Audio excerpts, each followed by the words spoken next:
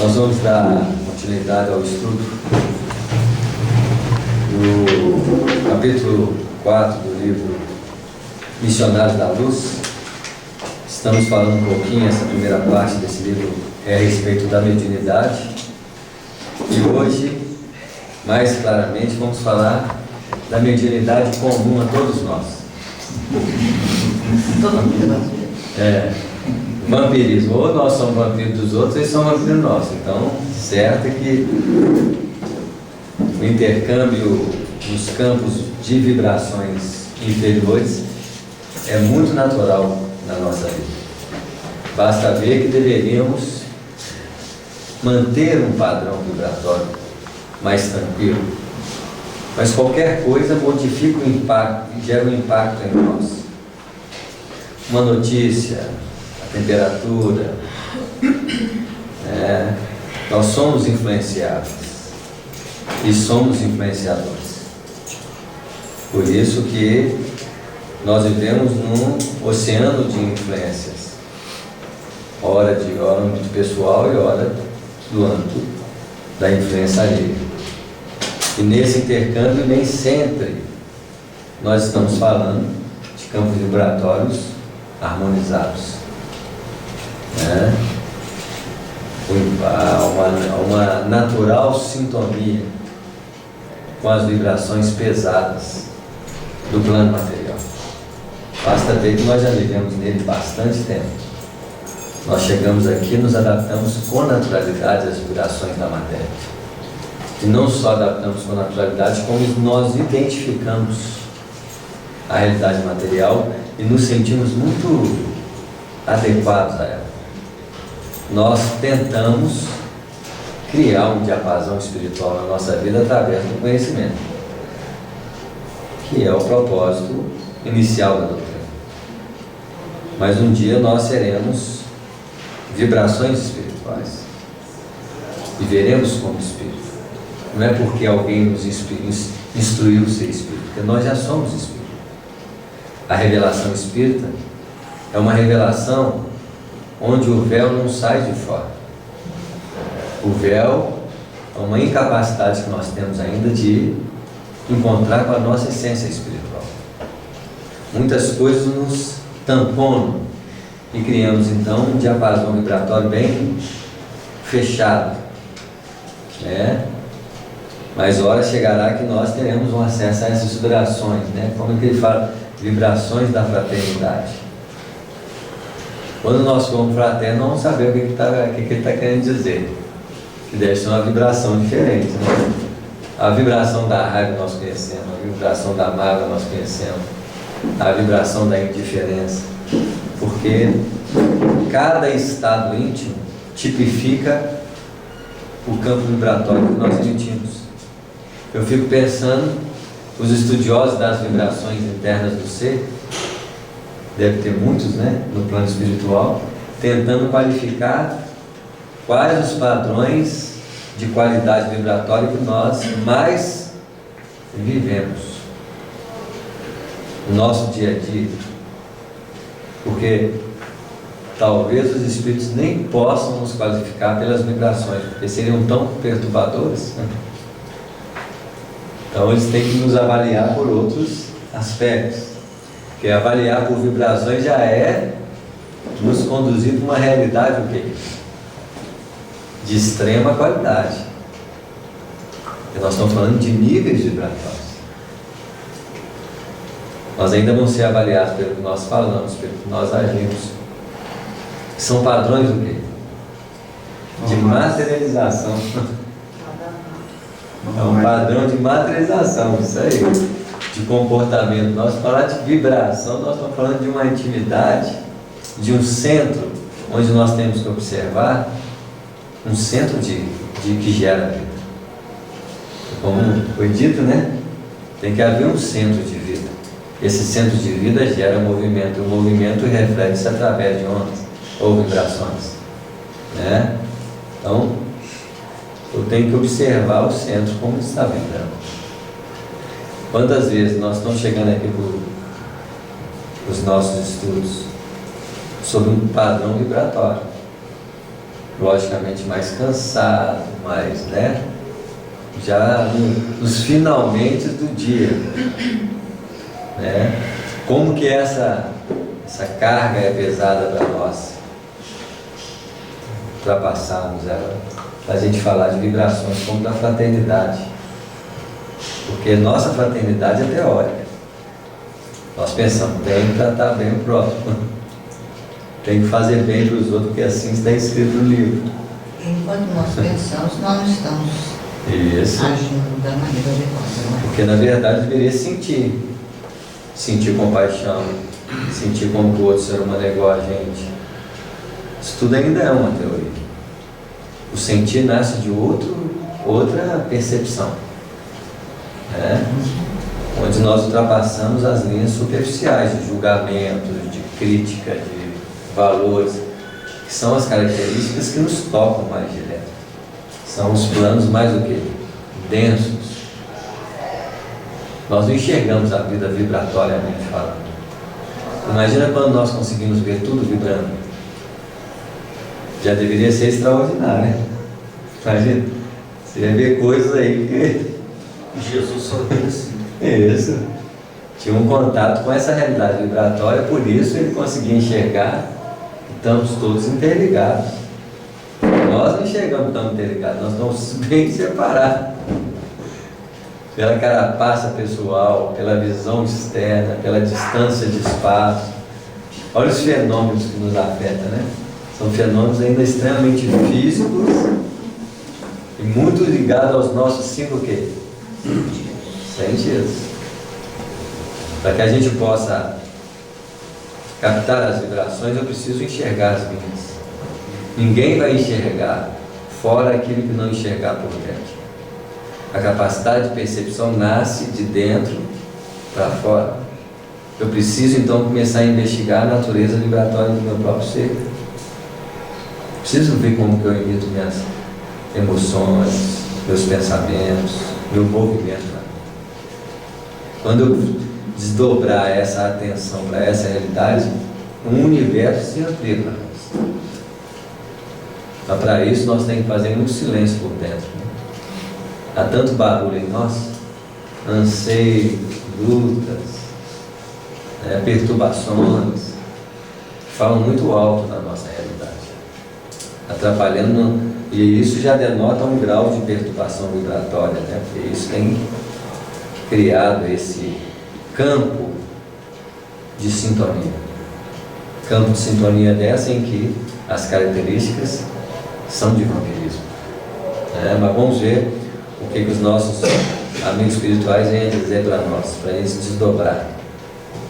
A sessão de desenvolvimento mediúnico, segundo deduzi da palestra entre os amigos encarnados, fora muito escassa em realizações para eles.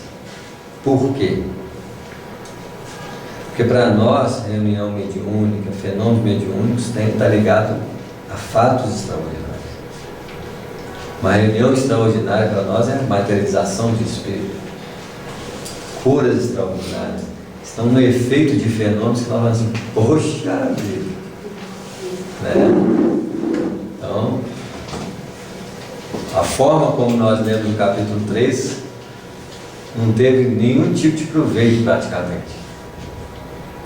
Porque eles não acompanharam toda uma realidade extrafísica dos amigos espirituais que estavam nos trabalhos, operando, né? O André Luiz foi uma verdadeira aula de conhecimentos. Para os humanos, eles estavam esperando algo extraordinário acontecer.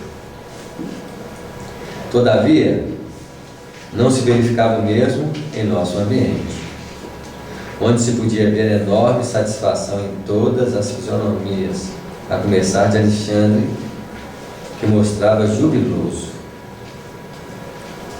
Os espíritos têm um tempo diferente de nós. Eles não pensam de uma forma imediata. Eles trabalham um processo para se atingir um objetivo a longo prazo. Porque eles sabem que a existência humana ela não pode ser circunscrita a uma vida só. O nosso raciocínio em enfrentar os problemas da vida, estamos sempre fadados aos aspectos do imediatismo. Nós não vemos um filho problemático numa perspectiva milenar. Um trabalho espiritual, ele tem que ser sempre visto a longo prazo. Nós não sabemos se uma situação vai ser resolvida nessa encarnação, mas ela pode ser resolvida daqui a 4 reencarnações. Mas quando você fala que vai resolver 4 reencarnações, eles vão assim, você está ficando é doido, né? Porque nós queremos a coisa o quê? Imediata. Os espíritos sabem que a coisa não é assim. O processo de uma existência muito pequena para avaliação de valores na órbita espiritual. Então, quantos de nós já estamos aqui hoje trabalhados no silêncio de milênios, onde podemos ter saído e voltado várias vezes de furnas infernais, que nós sabemos, amanhã estaremos visitando essas furnas em tarefas espirituais, onde nós já tivemos com a mesma situação dos companheiros que estão lá. Podemos não lembrar de imediato, porque as nossas lembranças nesse aspecto podem estar bem adormecidas. Por isso a compaixão pelos companheiros onde eles estiverem, em situações que eles estiverem. Porque não podemos apontar o dedo para eles. Jesus já falava, não julgueis para o quê? Não seja julgados. Porque é muito fácil nós tirarmos conclusões precipitadas sobre as coisas. Uma das coisas que nós vamos aprender é nunca tirar conclusões precipitadas por nada. Nós temos que observar um fato e perguntar para nós o que nós podemos fazer em benefício da sua transformação. E lembrando que essas transformações podem durar muito tempo, né? Quantas vezes uma cura, né? Ela não se faz esperada. Então, lembrando que um caso de volta que outro dia eles contaram lá em casa, que ele foi visitar um companheiro que estava doente, e o pessoal perguntando de volta, vai melhorar ou não? O cara estava com câncer, né? Aí João disse, vai melhorar ou não? Vai melhorar muito não. O quê? Vai melhorar muito. Vai morrer. E ele foi para o pessoal, vai melhorar muito. Aí foi embora, na outra semana tinha desencarnado, cara. Melhorou. Aí, olha o parâmetro de colocações de valor. Melhor para nós é solução da saúde física. Para o outro melhorar e piorar a vida dele. Que nós não sabemos se vai melhorar realmente, né? Para os espíritos, desencarnação não é problema. Eu fico pensando que, eu até comentei, acho que foi hoje, que desencarnar, independente da situação da pessoa, é maravilhoso, não? Isso mesmo. Então, para ele, quando o Divaldo olhou no outro dia, você falou que ia ser melhor para ele. Que melhora foi essa? Olha, ele parou de sofrer, parou de... O câncer resolveu o problema dele. Né? Resgatou uma aqui no passado, né? Provavelmente. Isso mesmo. Se ele não foi para um lugar ruim igual o André foi, ele estava melhor. Você vê, mesmo indo para um lugar ruim quando André foi o lugar que ele melhorou. Que ele refletiu. Bate no fundo para subir, né? Porque nós não entendemos ainda a trajetória de crescimento, que vai ser o toque que fará com que a gente se transforme. Morrer é tomar alta do hospital aqui. Você vê, né? Muitas vezes a gente pode estar morrendo e complicando a existência. A gente está com um problema de estômago, de dor de cabeça, e a gente quer a melhoria do remédio. Para quê? Para voltar a repetir os mesmos quê? Os mesmos enganos. Os espíritos que falam assim, a melhora para eles é a piora para o espírito deles. E a piora para o espírito deles é a melhora para nós. Olha os parâmetros de avaliação, né? Então, nós temos que ter, quando a gente perguntar aos espíritos, a gente tem que perguntar com muita clareza. A melhora aqui da Terra, qual o objetivo? Para colocar bem claro para a gente escutar, né? Não, ele tem que ser claro. Ele vai melhorar e vai morrer. Isso mesmo. Aí vai falar assim, vai melhorar morrendo. Tá certo. A gota d'água para a formiga é um tsunami, né? Você vê, ué. Você vê como é que a coisa é, né? O pé do homem é uma... É. Você vê, e o Alexandre jubiloso por quê? Pouquinho que pode ser aproveitado para ele já é um ganho muito grande. Não é talvez a adequação real, a perspectiva dos resultados que nós queremos, mas é o resultado que ele espera. E sabe que um processo de despertar da consciência, um despertar do potencial espiritual de uma criatura, não vai se dar. O Chico é o médium que ele era. Quantas vezes ele foi médium nas vezes passadas para ele chegar nesse patamar? Um trabalho a longo prazo. Hoje nós estamos aqui no Centro Espírita começando a aplicar um passe, começando a fazer palestra, né? Amanhã, em 5 reencarnações lá na frente, os passistas podem ser médios de cura. Samuel, mas falando em Chico, se ele já tinha vindo tantas vezes como médium, etc e tal, naturalmente bom, por que nessa última ele veio naquele sofrimento todo lá com aquela madrinha? Ali é um preparo espiritual para pelas lutas que ele ia enfrentar na vida, para que ele não pudesse amolentar-se diante dos obstáculos. Então a madrinha, todo aquele processo da vida infantil, do campo infantil dele, foi um preparo porque ele ia encontrar muitas madrinhas pela frente, e até mesmo no movimento espírita. Então, se as feridas deles foram físicas, as feridas espirituais que ele poderia receber perante o que ele estava fazendo, era muito mais.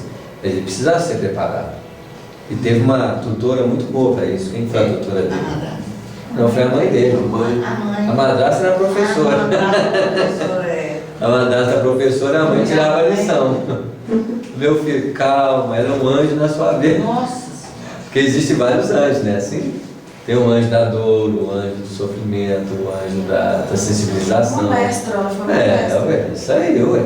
Só que se eu interpreto os fenômenos da vida sob o gancho da minha defesa psicológica, personalística, isso será um problema. Aos olhos superiores nunca existe problema na nossa vida. Sempre existe um estímulo de crescimento superior. Porque nós não enxergamos as coisas sobre as bases do alto, nós sempre estamos enxergando as coisas com base no quê? De baixo. Então a interpretação que nós fazemos sobre os fatos que nos acometem são interpretações distorcidas de um interesse que não quer movimentar, que quer passivizar, que quer acalentar ilusões. Os fatos em si nos chamam, no mínimo, a cooperar com Deus para alguma coisa. Como se diz, um assaltante vem, qual que é o recado que eu posso dar para ele? Para nós pode ser um absurdo. Quando você tiver uma experiência no campo da elevação, eles não vão perguntar sobre o assaltante que fez para você. Eles vão perguntar o que você fez em benefício dele. Porque tudo seria uma proposta de crescimento. Jesus em nenhuma circunstância esperou dos fatos uma ocorrência que o beneficiasse, mas transformou todos os fatos em benefício de qualquer um que estivesse do lado dele. Não importava as circunstâncias que estavam sendo vistas pelos nossos olhos, nem mesmo a crucificação, porque para ele não representava a crucificação, representava a possibilidade de ensinar como se passa por lutas mais extremadas, por desafios mais imediatos. Então, em qualquer circunstância, em cada lance, porque nós não teríamos condições de escrever tudo o que aconteceu com Jesus. Isso não é a palavra de Samuel, é a palavra de alguém que diz aí que se colocasse tudo que Jesus fez na terra, não teria livro cabeça na terra. Então, imagina as nuances de aprendizado que ele deveria dar em qualquer circunstância da vida dele. Nós só assimilamos o que era capaz de assimilar por aqueles que os captaram. E já foi o suficiente para trazer muitas informações. Bastante ruins na época, né? Isso. Mas, como Jesus não veio para o propósito de atender às perspectivas da miséria humana, não estava subordinado a elas. Tanto é que o Evangelho ultrapassa o quê? Os tempos. Como que Jesus consegue romper e dividir os tempos? Qual que é o poder que ele tinha para isso? Para ser um marcador de tempo antes e depois dele. Grandes homens passaram pela terra tentando marcar o tempo. O que Jesus fez? Não fez guerra, não fez nenhuma construção extraordinária, não elaborou nenhuma teoria. Não deixou nada escrito. Não. Mas foi capaz de marcar o tempo. Porque ele estava abastecido por uma força superior que deveria deixar a marca que tinha que dar. Né? Então, nós nos fazemos esforços demais para dar recados para a posteridade. Nós devíamos simplesmente cumprir o nosso dever e tentar fazer o melhor onde nós estamos. Tem hora de fazer o melhor é limpar uma pia, lavar os pratos, não é assim? Tem hora de fazer o melhor é calar um pouco diante das discussões. Nós ainda não temos essa sabedoria desenvolvida espiritualmente, mas vai chegar um dia que nós vamos então, pegar a coisa num ritmo bem harmônica com o movimento do universo, né? Os trabalhos haviam tomado mais de 2 horas e, com efeito, embora me conservasse retraído, ponderando os ensinamentos da noite, minúcia a minúcia, observei o esforço intenso despendido pelos servidores da nossa esfera, porque para os espíritos aquilo é uma operação completa, para nós uma operação circunstancial. Nós vemos que o centro cumprir um dever muito básico, seja na mediunidade, no estudo, qualquer que seja ele, faz parte do contexto da nossa vida. Para os espíritos não, é vida. Então, é como se para aquilo ali é a forma de viver. Um dia nós já entramos naquele ritmo, porque nós estamos dando o quê? Continuidade. Ninguém aqui é novo nas tarefas espirituais. Se nós estamos aqui é porque nós estamos dando continuidade a um processo o quê? Anteriormente inaugurado, estabelecido, né? Muitos deles, em grande número, não somente assistiam os companheiros terrestres, senão também atendiam a longas filas de entidades sofredoras do nosso plano. Nós estamos numa sala aqui circunscrita a um grupo de pessoas, mas se nós desdobrarmos o que pode estar acontecendo nesse núcleo de atividades completo aqui, isso aqui é apenas o quê? Uma faixa muito pequena do processo, né? Então, agora imagina isso nas dimensões vibratórias que repercutem no universo. Porque nós estamos falando de uma faixa e de outra que completam, assim, é assim? Nós estamos falando do nosso plano e o plano espiritual que imediatamente nos afeta. Olha o plano espiritual que afeta o primeiro plano espiritual. E todo um trabalho que desdobra, né? Que a gente não vê. Mas isso aqui repercute por vibrações. Não temos a menor ideia. Os espíritos da faixa onde eles estão em busca do apoio espiritual de quem é invisível para eles. De outras faixas. Isso. Eles estão operando com os homens e os espíritos operando em cima deles. Eles estão buscando uma plantação e eles buscando outra plantação em cima da plantação que eles são os objetos de plantio. Como eles operam nos homens como objeto de plantio para os homens. Então eles estão ali buscando aquele auxílio, os outros estão buscando o Alexandre, o André Luiz, uma melhoria aí de fazer hora. Porque a dinâmica do universo não para.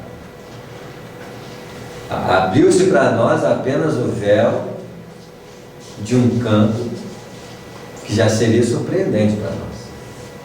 E nem pode abrir mais, né? Nós não estamos preparados para... Talvez nem preparado para assimilar. Alexandre, o instrutor devotado, movimentara de 1000 modos e tocando a tecla que mais impressionara no círculo de observações do nobre concerto de serviços, acentuou satisfeito em se reaproximando de mim. Graças ao Senhor, tivemos uma noite feliz. Muito trabalho contra o vampirismo. Por que contra o vampirismo, né? Ele já demonstrou para o André Luiz os campos de vampirização em 3 aspectos apenas, usando quem? 3 membros. Um, que tentava dissociar a sexualidade do processo da vida, mediúnico. A outra, a alimentação, e o outro, o alcoolismo. 3 campos, que ele apenas pegou esses 3, porque ele não falou da fala, ele não falou vários campos que nós estamos inseridos, os do pensamento. Ele pegou 3 campos básicos que estão muito inseridos na vida dos seres humanos, mostrando para nós que ali, nesses 3 campos, há um verdadeiro desdobramento de interações de forças. Interações de 2 planos que interagem sobre essas necessidades. Nós não estamos sozinhos, quase não. O que vai criar um diapasão de separação é a qualidade da respeitabilidade, do compromisso que cada um de nós tem. Seja no campo do sexo, da alimentação, da bebida. Falando, por exemplo, de alimentação, é muito difícil nós falarmos que comemos sozinhos. Nós temos sempre um companheiro que está comendo com a gente. Mesmo porque nós já alimentamos mais do que o nosso organismo precisa. E se eu alimento mais do que o organismo precisa, parte dessa energia vai fazer o quê? Ser vampirizado. Vai ser vampirizada por alguém. Aí vem os parceiros. Fala, come mais um pouco, meu filho, senão não sobra para mim. Não é assim? A bebida é pior. Qualquer uma delas. O grau de... Não tem negócio de piora, não. Não, é a companhia. Né? É a companhia que nós elegemos para nós. Nós não podemos assustar desencarnando, ter 3 ou 5 amigos e falar assim, vem cá, meu amigo, me abraça aqui. Você me fez tão bem na vida, né? Assim, né? Como? Comendo muito, bebendo. Quantos companheiros dizem que é uma fila? O cara que tem um obsessor na Terra é um ET na Terra. Eu fumei 40 anos. Você viu? Então eu devo ter tido uma turma bacaninha minha. Olha, quando você parou, uns acompanharam você, porque se os espíritos que necessitam dessa forma de sustentação, de prazer, você para, você pode estimular uns 3 ou 4 e falar assim, se ele parou, para também. Siga o bom exemplo. Né? Agora os 8, 10, 12 que estavam ali na luz, aí ele parou, vou para outro. Vai logo procurando outro que possa sustentar as necessidades, porque isso é uma questão de necessidade, gente. Todos nós temos necessidades múltiplas. A diferença é que até então ninguém mostrava para nós a repercussão das nossas escolhas na vida. Hoje estão mostrando, para que a gente não fique muito assustado quando a verdade vier à tona. Né? Graças ao Senhor tivemos uma noite feliz, muito trabalho contra o vampirismo. Era o vampirismo a tese que me preocupava. Ver os mais estranhos bacilos de natureza psíquica, completamente desconhecidos da microbiologia mais avançada. Então, se nós temos espíritos encarnados, nós temos vacilos desencarnados. Os princípios inteligentes de um vírus é tão vivo e íntegro quanto o espírito de um ser humano. A estrutura psíquica, o perispírito pode manter um padrão de repetição após a morte. Mas não podemos dizer a mesma coisa dos princípios espirituais de um vírus, de uma bactéria, que podem ter estruturas diferenciadas e até mais do que amplas. Porque todos eles necessitam, todos os seres necessitam de um ambiente adequado para produzir e viver. Esses micróbios, eles precisam desses ambientes no plano físico e também precisam do ambiente no plano quê? E o que sustenta os ambientes no plano espiritual? A nossa mente. Então, qual é a mente que sustenta os vírus e bacilos de natureza psíquica? O nosso campo mental. Esses bacilos e princípios têm a forma diversa e, no fundo, todos eles buscam o quê? O que todos os seres buscam? A evolução é o padrão de crescimento, mas nós buscamos a assimilação de forças. O que nos faz movimentar na vida chama-se alimentação. A expressão alimentar, ela tem nomes diversos. Nós nos alimentamos de afeto, alimentamos da comida, alimentamos de emoções. Porque nós, no nível evolutivo que nos encontramos, já desenvolvemos vasto campo de assimilação de forças diferentes, na qual cada campo desse é propiciador a ter grupos de princípios espirituais associados à área mental e vibratória que nós emitimos, que vai estar ligada a determinados campos da forma da nossa estrutura física. Porque se tem princípios inteligentes ligados ao neurônio, existem princípios inteligentes ligados aos néfrons, ligados aos corpúsculos que formam as moléculas do sangue. Cada princípio inteligente está associado a um grau evolutivo em que essas formas lhes proporcionam a possibilidade de renascer no corpo físico. Um globo vermelho, um globo branco, não é assim? E muitos desses seres, nós aprendemos a dominá-los, para que eles possam servir de células obedientes ao nosso campo mental. Muitos deles ainda nós não conseguimos dominá-los porque exige uma postura mais nobre de nós para dominá-los. Então eles, por não se tornar seres domináveis, eles se transformam em seres revoltados, seres em oposição. E seres em oposição em nós gera o quê? Doença. Então é como se fosse um agente de invasão e não um agente de trabalho. Então, cada vez que eu evoluía num patamar, no fundo eu estava domesticando os seres que serviriam para mim, ao patamar em que eu ia me expressar. Então, em todas as faces da evolução, nós estamos tentando dominar os seres para corporificá-los ao nosso serviço. Aqueles que nós não conseguimos eram nossos agentes perturbadores, até a gente cair no patamar melhor e colocar eles como agente o quê? Celulares, corpusculares. É assim? Porque no fundo é uma luta. Então, quantos agentes que criam problemas na garganta que só vão ser solucionados como agentes na forma de utilização de nós quando nós não falarmos mais palavras distorcidas do bem. Quando só de nós sair palavras boas, aqueles agentes que estão sintonizados com toda a estrutura fonadora e que eram perturbadores a ela, não encontrarão um ambiente adequado para agir sobre ela, criando distonia na forma de expressão.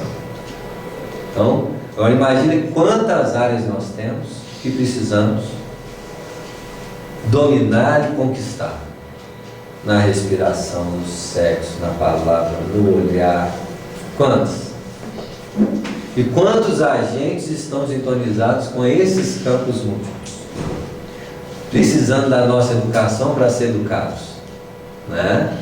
Então, os desafios que nós vamos ter que adequar para melhorar as impressões dos princípios que estão à nossa volta. Porque existem princípios em nós e os princípios fora de nós, criando o que nós chamamos de psicosfera psíquica. Então, quantos princípios de inteligência não estão aqui na psicosfera mental do ser? Esperando um momento propício para o quê? Ter vida. Invadir e fazer parte do nosso corpo. Só que uns vão invadir formando novas células, como filhas das células. Outros vão eclodir como estruturas o quê? Viróticas, bacterianas e enfermiças. E cada um deles espera o momento exato para quê? Para emergir, para agir. Não é assim? Os agentes que querem nascer como filhos da célula estão mais padronizados a um campo de domínio que nós já temos. Eles vêm aqui e falam assim, ó, estou adequado a esse campo.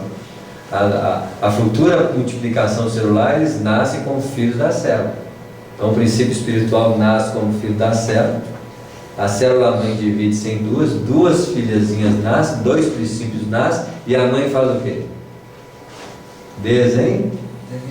Desencarna. Esse processo de nascimento nesse fato, a mãe não tem nem tempo de cuidar do quê? Para eles nascerem, ela tem que o quê? Morrer. Mas a bananeira é que acontece isso. Para você ver, então a bananeira é uma expressão de muitas das multiplicações das nossas o quê? Das nossas células. É assim?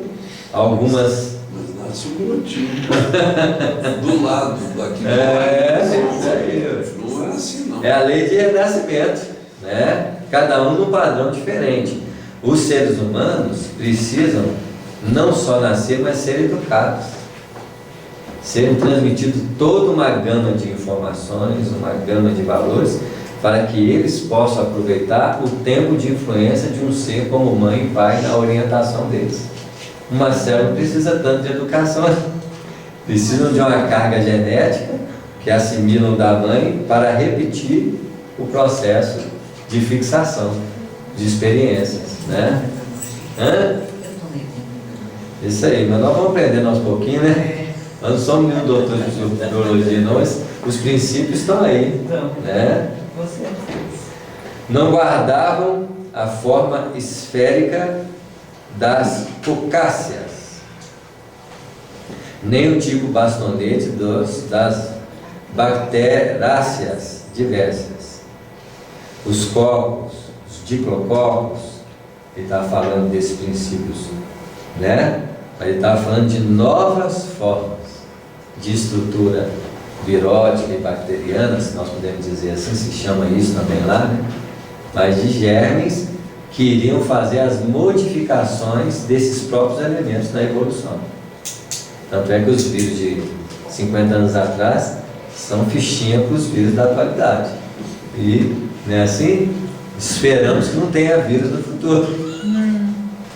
Pois é, se lá no passado foi resolvida essa questão? Foi resolvidas as questões simples, né? Porque as doenças hoje são mais o quê? Mais grave. Sim, porque é mais grave a influência da mente sobre o alicerce da criação.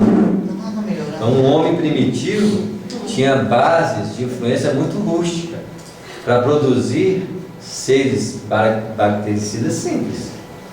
A nossa mente evoluiu o suficiente para concretizar nesses princípios formações cada vez mais complexas. Por quê? O futuro exige de nós também células espirituais e físicas mais complexas, porque nós precisamos de estruturas mais modificadas, adaptáveis, o que fará com que esses próprios seres, na complexidade deles, se ajustem a nós para formar amanhã a estrutura de complexidade que nós também precisamos, né? Porque uma coisa é decorrente do quê? Da outra. Eu aperfeiçoo minha forma de pensar e eu aperfeiçoo meu corpo. Aperfeiçoo meu corpo espiritual e meu corpo físico, né? A natureza de uma célula espiritual não tem as mesmas características da célula física. Se o André Luiz enxerga a célula espiritual como a célula física, é porque os olhos dele ainda estão adaptados ao quê? A uma percepção física. Quando o mentor coloca a mão na mente dele e ele enxerga a complexidade das coisas, é daquela forma que os mentores elevados enxergam. Toda uma complexidade de estrutura que ele fala assim, mas o que está acontecendo? Aí ele está falando assim, você está vendo a natureza das células espirituais. Você está vendo a natureza dos órgãos espirituais. Porque os órgãos espirituais e as células espirituais não se demarcam por estruturas de forma, mas por campos de vibrações. Então, no dia que nós estivermos vendo dentro dessa natureza, nós estamos vendo um outro quê? um outro universo, uma outra realidade. Aí você vai falar assim, nossa, que complexidade é uma estrutura de um germe psíquico. Mas porque agora você está enxergando a sua natureza mais profunda, né? Entretanto, formam também colônias densas e terríveis. Reconheceram-lhes o ataque aos elementos vitais do corpo físico, atuando com maior potencial destrutivo sobre as células mais delicadas. Então, para vocês verem, eles estão atacando ou eles estão alimentando? Eles estão atacando ou eles estão vivendo? Se nós formos olhar o contingente humano com a sua forma de busca de alimentação na Terra, o que os seres humanos são para a Terra? Verdadeiros destruidores. Agora imagina com que capacidade nós precisamos observar esses princípios. Porque no dia que nós olharmos, isso não acontece conosco, porque a gente tem o prazer de matar um pernilongo, né? É assim? Com certeza. Nós precisamos pelo menos matar com amor e misericórdia. Não é demais, não? Você vê, é aprender o que os espíritos olham para ele, porque se deixar eles observarem o que nós fazemos com o planeta, eles tinham que jogar um inseticida. Humanicida, né? Humanicida. Porque nós destruímos a vida. Nós somos verdadeiros pernilongos, baratas, ratos, né? Assim? E a nossa, é o que, veja bem quando eles olham para nós, né? Eles olham com muita compaixão para nós. Nós ainda não conseguimos olhar, já crescemos muito, porque hoje tem defesa dos animais, dos cachorros, dos gatos, porque nós ampliamos a nossa capacidade de amar os seres inferiores da vida. Porque antes, primeiro nós tínhamos que chegar a ter um sentimento pelos filhos. O valor sentimental que nós temos pelos filhos hoje não é o mesmo valor sentimental que teria em séculos passados. Filhos eram seres, como seres da criação. Nós olhamos animais, era como nós olhávamos os filhos antes, indiferentes a eles. Não é assim? Quando vem uma estrutura educacional de outro planeta introduzir para nós os princípios da fraternidade, os princípios do amor, da família, hoje nós temos o fruto desse trabalho de quantos? Hoje nós temos compaixão pelos filhos. Mas o sentimento que nós temos pelos filhos se desdobrou para quem? Os seres ali inferiores. Então, onde o cara vai assim, vou fazer um criatório. Quantas pessoas defendem a perspectiva de não ter criatórios em respeito à vida animal? Mas imagine isso daqui a 1000 anos, 2000 anos. E nós estamos falando desse nível de perspectiva. Compaixão. A não ser que o mundo mude, muitos espíritos que estão na Terra, e nós adaptemos como aconteceu com o nosso lar. Não aconteceu com o nosso lar uma adaptação alimentar? Não aconteceu isso? Isso aconteceu quando o André Luiz estava lá? Não. Então veja bem, o que aconteceu na história da colônia vai acontecer na onde? E aconteceu aqui? Ainda não. Não.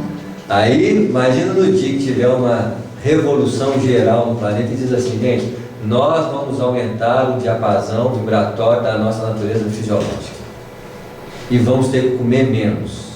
Quantas greves não vai ter? Quantas revoltas, não é assim? Aí o governador geral vai trazer seres de outros planetas, mostrar o quanto é importante fazer isso, e nós ainda não vamos acreditar, não é assim? Até no dia que fechar os calabouços, mandar prender todo mundo que vai voltar. Aí a gente vai adaptar um processo de alimentação mais sutil, mais nobre. Aí o que vai acontecer com o diapasão vibratório do nosso corpo? Vai se sutilizar.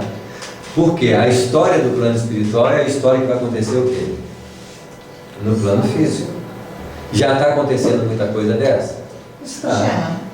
Está acontecendo por quê? Porque não há como atender a necessidade alimentar de todas as pessoas. E cada vez mais vai ficar mais escasso a possibilidade de alimentar. Então, Samuel, aqueles africanos lá que comem bolinha de De terra? estão adaptando-se a uma nova forma de viver, Eles, constrangidos pela lei de causa e efeito. eles estão mais adiantados. Então, Não estão a caminho de melhorar. Eles são os testes de transformação de uma nova estrutura fisiológica, de um estômago menos dilatado, de uma organização respiratória diferente. Só que eles fazem isso cumprindo um cargo. Porque eles são aqueles que ontem tinham as mesas lautas e que não sabiam o quê? Dividir, administrar, mostrando para nós que nós fizemos a mesma coisa, nós vamos estar o quê? Do mesmo jeito. Só que não vai ser mais no planeta Terra, vai ser no planeta o quê? Chupão que não tem nada para comer. Que nós vamos ter que elaborar o processo de alimentação. E vai ter os elementos, nós vamos ter que criar o fogo, vamos ter que criar o fogão, vamos ter que... Tudo uma metodologia, aperfeiçoar a gastronomia, é assim? Hoje nós chegamos no ápice da evolução humana. O que é o ápice da evolução humana? É a síntese de perfeição atingida pelo homem em todas as áreas que ele pôde atuar. Só que nós chegamos no ápice da forma. O que nós estamos buscando agora? A essência. Porque nós precisamos voltar, nós precisamos de elementos mais leves. E para ter elementos mais leves, nós precisamos sutilizar as coisas. Então, não tem jeito. A síntese evolutiva do homem, nós chegamos, gente. O patamar evolutivo do homem está no seu último grau. Daqui para frente não vai ser mais humano, vai ser o quê? Espiritual. Porque é o princípio pelo qual nós caminhamos em direção ao espírito. A natureza do planeta é espiritualizar-se, não materializar-se mais. Não dá mais para a gente fazer instrumentos que não voam, que não têm a capacidade cada vez mais o quê? Sutil. Os padrões de conquista na forma já fizemos todos, gente. Já chegamos no ápice. Saturou. Agora nós temos que caminhar para onde? Para uma sutilização, para uma espiritualização. O planeta Terra vai ser um planeta espiritualizado. Os espíritos que não quiserem, porque, não é? Eles não dão conta de espiritualizar. Gostam de muita coisa e falam assim, eu não quero para aquele céu não, porque aquele céu para mim é um inferno. E é para muita gente. O exílio, ele só é sentido para quem é sensível. A maioria dos espíritos vão ser retirados da Terra, não tem sensibilidade nenhuma. Sai daqui, entra no outro, como se não tivesse acontecido o quê? Nada.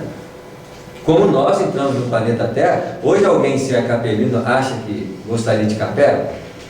Nada, está satisfeito com a Terra. Eles falam assim, vamos voltar o quê, meu filho? Estou aqui, estou bem instalado. Porque ainda nós pensamos numa dimensão de localização. A nossa esfera de crescimento nos levará a se transformar em seres universais. O que é um ser universal? Ele não tem lugar próprio de fixação para determinar onde ele está. Ele já anseia o quê? Os voos. Ele já anseia uma liberdade onde ele possa atingir o infinito. Então você amanhã vai ser do planeta? Não. Você é do planeta Terra? Você vai defender uma bandeira? Olha o que a Emmanuel falou lá no texto, né? Defender bandeira, religião. Isso é a estrutura de quem se apega à forma. Nós vamos caminhar para uma liberdade cada vez mais ampla, porque é a natureza do Espírito, né? O que significam aquele novo, mundo novo? Que agentes seriam aqueles caracterizados por indefinível e pernicioso poder. Veja bem, aqui o André Luiz estava trazendo um vislumbrar do estudo do princípio inteligente. Porque até então, nós não estudávamos o princípio espiritual em características tão claras. Falava de agentes psíquicos, mas não tinha essa descrição clara de que esses agentes psíquicos desenvolvem a evolução no plano espiritual deles, que é a psicosfera mental dos homens. E que nosso organismo são verdadeiros planos de vidas para eles. Um órgão, um planeta, gente, para esses princípios. Como nós vivemos no planeta, e que nós podemos dizer que o sistema solar pode representar um órgão vital de um corpo ciclópico chamado galáxia. galáxia é um organismo complexo, que tem vários órgãos. E esses órgãos são quais? Os sistemas solares. Quem somos nós dentro desse organismo? Que parte nós fazemos? O que nós criamos? Não temos a menor ideia quando nós olhamos nessa dimensão. Porque essa mesma dimensão reflete em quem? Em nós. Porque a célula é um microplaneta para princípios espirituais que estão habitando ribossomos, complexo de Golgi, lisossomos. E esses mesmos lisossomos são formados de quê? De outros princípios que são o quê? Proteínas, carboidratos, que são também estruturas que precisam de outros elementos que formam a sua estrutura genética e que na dimensão que nós entendemos é apenas uma repetição do macro na onde? No micro. Num dilatado processo que nós não temos a menor o quê? Visualização, ideia. Ideia até que nós estamos tendo aqui. É assim? Visualização nenhuma. Agora nós estamos tendo mais porque hoje a própria medicina, a ciência consegue colocar isso para nós em forma de programas. Quantas vezes hoje a pessoa entra no corpo humano, numa tecnologia, e consegue reproduzir todo um campo. Então, quantas vezes você vai acompanhar o fluxo do sangue? Aí eles dimensionam aquilo, igual faz o André Luiz com o mentor lá com o André Luiz. Aí você vê o fluxo de sangue como um verdadeiro campo de quê? De vida. Se nós olhássemos a dinâmica da circulação sanguínea, não temos a menor capacidade de compreensão do seu jogo complexo, como ele é visto na dinâmica, que você engrandece ela sob um olhar gigantesco. O que nós iríamos ver? Não fazendo a menor ideia. Mas, cara, provavelmente, outro dia eu estava vendo a fotografia de uns cílios, não de um olho, e a fotografia de um conjunto de galáxias. É a mesma coisa. A complexidade de movimento, de vida. Então, nós podemos estar olhando para a galáxia e vendo o quê? Uma córnea. Não é assim? A córnea de quê? Não faz a menor ideia de que córnea é essa. Mas é uma córnea. Olha, você vê como é que é muito similar. Então, não dá para você definir e fechar-se em pontos exclusivos. Seria dimensionar a capacidade de Deus à dimensão humana de entendimento. Colocar a complexidade da inteligência de Deus na nossa inteligência é colocar ele numa dimensão de uma bactéria. É assim? No nível de entendimento de uma verdade. Estariam todos os homens sujeitos à sua influenciação, para vocês verem a complexidade que é um ser humano. A complexidade de forças que interagem conosco, necessitando muitas vezes do desenvolvimento de um patamar vibratório de harmonia. Porque no dia que eu for harmonioso, que não é a nossa realidade ainda, mas imagina no dia que você for harmonioso, o que estará sendo movimentado em torno de nós? É assim? Ora, no mundo como nós estamos vivendo, o que nós sustentamos? Isso. Chama-se vampirismo, que é muito natural. Só não é natural hoje porque nós abordamos o processo do estudo da patologia. Olha, essa patologia existiu sempre. A perspectiva da vida era isso. Hoje nós temos tendo capacidade de intervir nesses processos, de auxiliar esse processo, mas nós não auxiliamos o processo, intervimos no processo na melhoria de nós. Nós intervimos para tentar manter o mesmo padrão de desarmonia. E não pode, porque o mesmo padrão de desarmonia é a causa da sua da sua geração. É como dar um tiro no próprio pé. Eu tento melhorar por fora, mas continuo multiplicando por dentro. E cada vez que eu multiplico por dentro, eu multiplico pior ou melhor? Pior. Porque eu estou dando dimensões cada vez mais Então, por isso que os medicamentos não podem ser a solução da cura. A solução da cura nasce de quem? Do agente criador. Do agente criador do problema, da patologia, dos desafios. Por isso que nós precisamos melhorar. Para nós, virtude não é critério superficial de comportamento. Virtude para nós é uma consciência desperta da forma como nós devemos viver a vida em harmonia conosco mesmo e criar uma harmonia possível com o outro. Porque eu não posso entrar em sintonia com o quê? Com a desarmonia do outro. Se eu começo a estabelecer nesta órbita de fatores esclarecedores que tivemos no capítulo 3, nós podemos pegar essas 3 faixas: sexo, alimentação e bebida. Uma dessas áreas nós podemos estar bem, mas outras 2 nós estamos o quê? Em luta. Então, aí nós lemos uma página dessa ainda, qual é o nível de grau de consciência que nós tiramos da informação dessa página da nossa vida? Na nossa prática diária. Qual que é o percentual, gente? Muito pouco. Mas os espíritos sabem disso. Os espíritos sabem que o percentual ainda é muito pequeno nos valores de investimento do nosso ser. Mas nós já investimos muito. Investimos muito na nossa transformação moral, já não conseguimos viver no padrão coletivo como a maioria vive.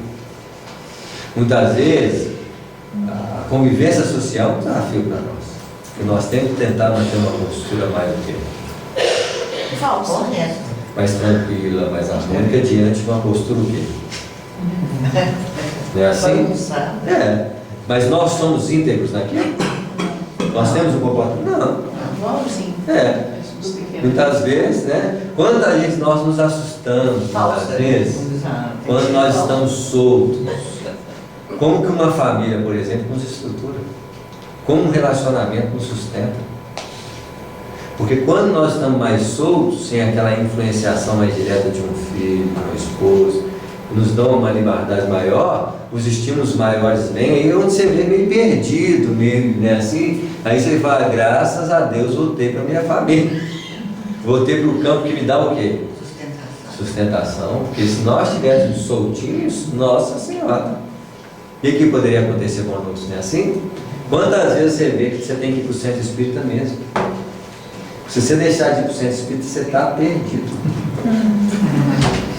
Ele é um mantenedor de sustentação, de harmonia e elevação semanal. Semanal. Se você para de ir no centro 2, 3 meses, meu filho, você fica perdido. Mas quando eu era criança, eu perguntei a minha irmã para que estudar de missa. Você vê, é a solução da vida de muita gente. Ela falou. Para você não se perder. Isso. Cada um patamar onde é. Isso aí, ué. Muitas vezes a religião é o ópio do povo. O ópio não, é remédio. É o remédio que nos faz manter um certo padrão, que sem ele, nós não estamos talvez ainda qualificados o suficiente para não ter esse tipo de influência na vida. Porque não ter esse tipo de influência na vida, essa influência tinha que sair de quem? A influência que vem de fora tinha que estar dentro de nós. Que aí, Jesus, né? não precisa ser Jesus não, mas poderia ser meu amigo. Como se a falta de influência fosse uma ilusão, né? Isso. Você vai ter influência aqui ou outro tipo. Nós ainda não sabemos lidar com as influências que vêm de fora, de um padrão que reflete o nosso passado, a nossa dimensão bem vivida. Vivemos bem esse padrão. Então, hoje nós temos uma influência que pelo menos faz o quê? Contrário.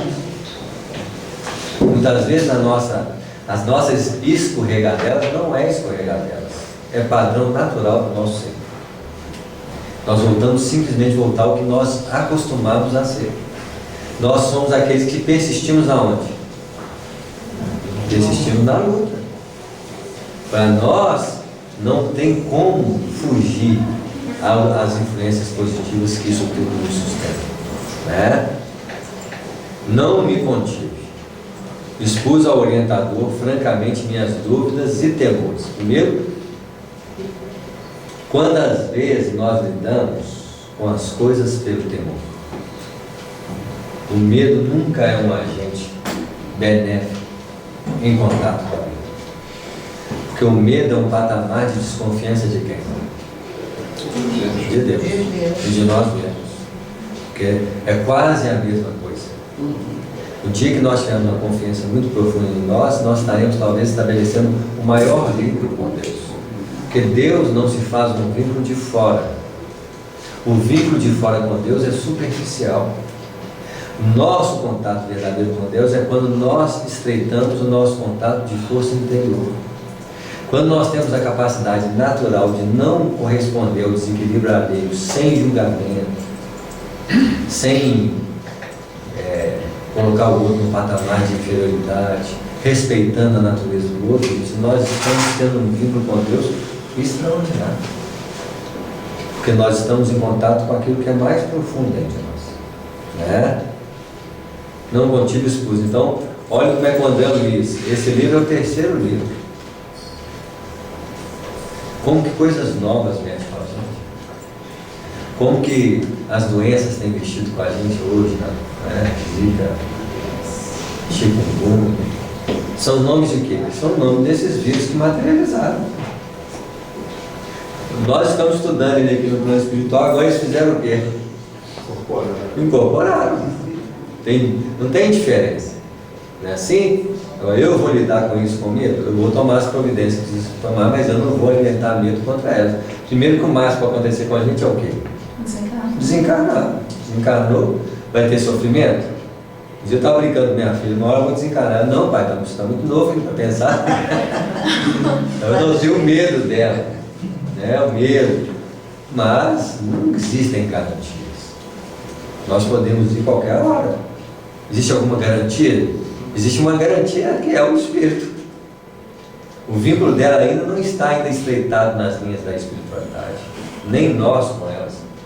Mas nós precisamos dimensionar nosso relacionamento com o Espírito. Porque minha filha, se ela morrer, não morreu espiritualmente, então ela não morreu.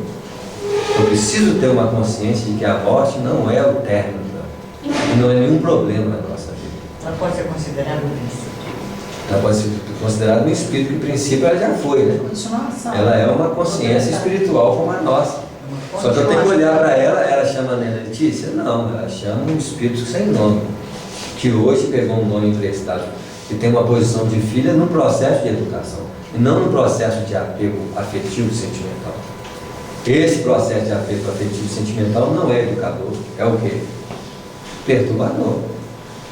Nós precisamos começar a encontrar com as pessoas no nível espiritual, porque um dia nós vamos olhar todas as pessoas como irmãs, como pessoas que fazem parte de uma família bem universal, bem ampla. O sofrimento que eu tenho preservado dos meus filhos, eles acontecem com quem? Com muitas pessoas lá fora. Você vê esses refugiados. Nós ainda não somos refugiados para sentir o que eles estão sentindo. E a melhor forma para fazer alguma coisa é tentar amenizar as dores deles, não é assim? Para aprender a lidar com uma possibilidade que nós temos, porque qual que é a garantia que o nosso país não vai sofrer algum tipo de ação perturbadora? No dia que acabar, por exemplo, árvores, sei lá, e eles falam assim, a Amazônia é nossa, vamos fazer o quê? Nós temos poderio bélico para... Não temos. Pode ser nós amanhã os refugiados, mas a maturidade espiritual do Brasil talvez não permita isso acontecer. Porque nós não estamos mais na linha da... Quando a gente fala assim, por que o brasileiro não é revoltado? Porque nós não temos mais nessa linha. Nós já fomos muito revoltados em outras, em outras experiências, em outras nações, e levou o que para nós? Nada. Então hoje nós sabemos muito bem que não é assim que nós vamos resolver as coisas, não. Não é pela violência que nós vamos resolver, não. As nossas soluções é de ordem moral, é de comportamento, é de ética, porque o problema do Brasil é igual ao problema das outras nações? Não. Mas o problema aqui é tão sério quanto, porque é de uma postura o quê? É uma reflexão com base na nossa forma de lidar com as coisas, com os objetos, com as pessoas. A nossa mudança é uma mudança que exige ética e moral. Respeito ao ser humano, capacidade de dividir com o outro, porque nós não temos que abrir mão da capacidade de reter enquanto o outro não tem. Quantas vezes nós guardamos no banco, nós nunca vamos usar? Quantos desses companheiros que têm muito dinheiro hoje sabem disso? Um dono de uma Microsoft acumulou e falou assim: gente, eu tenho tanto dinheiro que eu e minha família vão ter que viver muitas encarnações para usar. Quantas pessoas estão precisando disso? O cara cai na real, gente. É assim, chega uma hora que o padrão da nossa vida já está muito boa. Quando você chega num patamar em que sua vida está muito boa, você já tem que começar a proporcionar ao outro a possibilidade de chegar no mesmo patamar. Porque o que é, se não o emprego hoje? Se não uma capacidade de dividir os bens com o outro? Logicamente que isso ainda é feito de forma muito irregular, porque ainda precisou inserir leis trabalhistas para que as coisas pudessem funcionar.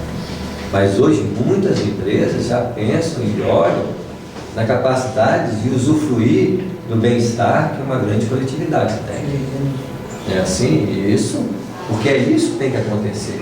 Mas também eu não posso passar a mão na cabeça do acomodado, do que o outro não quer crescer, porque aí seria um contrapeso.